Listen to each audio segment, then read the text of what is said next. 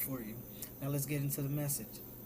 So this message is called "Can Christians Be Racist?"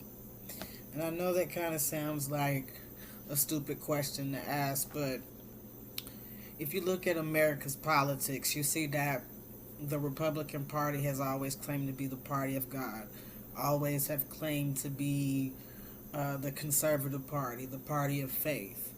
But as we all know, they campaign on hate. They campaign on prejudice. They campaign on racism. They campaign on transphobia. They campaign on homophobia. They campaign on intolerance. And I have personally been to churches that were, I guess you could say, lacking in people of color. The congregation was lacking a lot of people in color.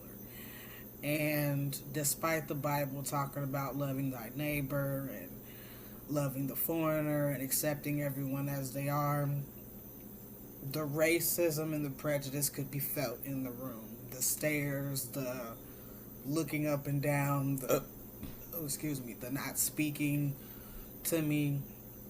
So that motivated me to write this sermon. And my biggest motivation to write this sermon is the Republican Party. Just sitting back and watching the dysfunction that is in the party.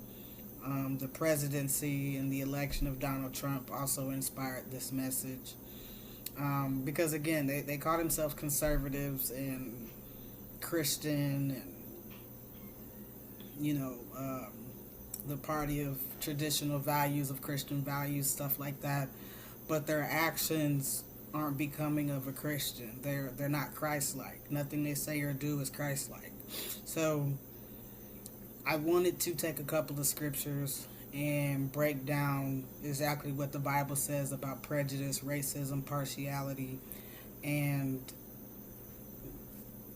basically letting you all know that you can't be Christian and a racist too. You just can't do it. You can't be a Christian and homophobic. You can't be Christian and transphobic. You can't be Christian and xenophobic. You can't have any prejudices as a Christian because God shows no partiality.